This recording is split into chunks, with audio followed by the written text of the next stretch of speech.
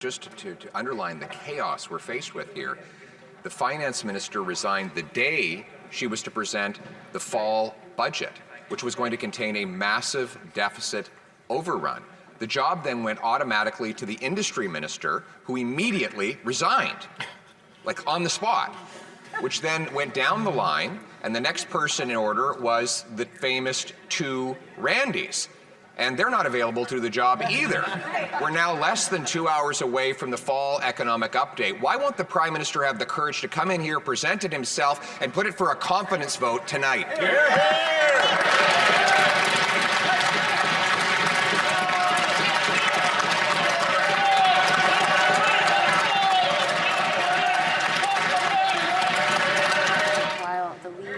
The opposition continues to play politics in this place.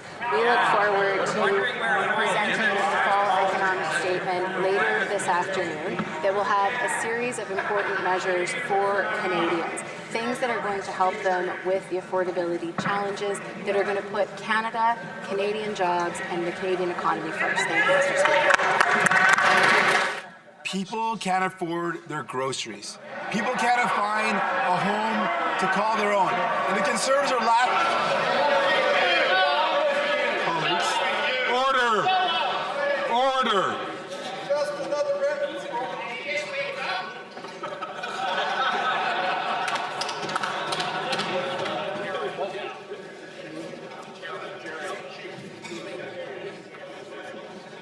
The honourable member from Burnaby South from the top, please. Canadians literally cannot afford the groceries they need. They can't afford to find a home to call their own. And now Trump, buddies of the Conservatives, MAGA Conservatives love this guy, Trump is threatening hundreds of thousands of jobs in Canada. And the Prime Minister is more focused on himself, on infighting. The Prime Minister cannot remain in that position. Will he resign? This is not the time for slogan. This is not the time for partisanship. This is not a time to make jokes, Mr. Speaker. This is about rallying for Canadians.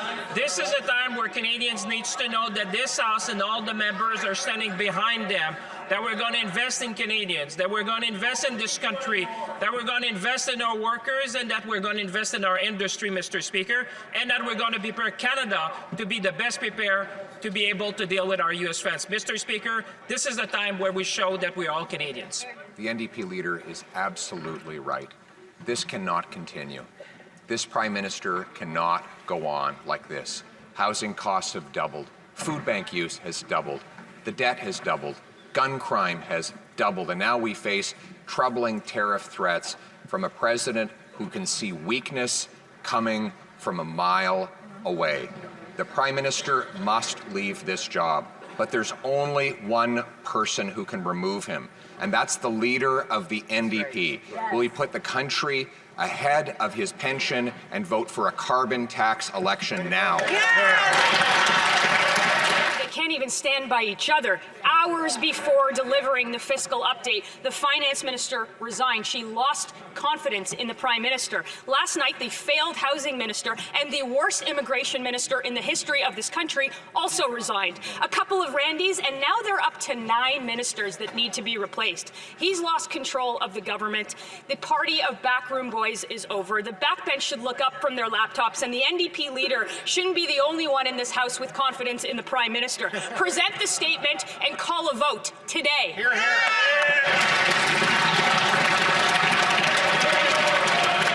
I'm not sure who she's talking about, but I'm still here for now. I can guarantee you, Mr. Speaker, that there are two kinds of people who run for office in politics. There are people who want to do something, and there are people who want to be somebody. And I can tell you, on our side of the House, we want to do things. We want to build the houses to make sure families can afford to keep a roof over their heads. We want to make sure families can afford to keep their food on the table to feed their kids. We want to make sure people can find a job to go to that gives them a sense of pride and allows them to contribute to their communities. On the Conservative side, their guy has been writing essays about why he should be Prime Minister since he was a teenager. This Prime Minister has lost control. He's lost control of the economy. He's lost control of immigration. He's lost control of so many files. and now he's lost control of the government. It's long past time for an election. This Prime Minister has sat too long here for any good that he has been doing. In the name of God, will he go to Rideau Hall, call an election, and end the chaos?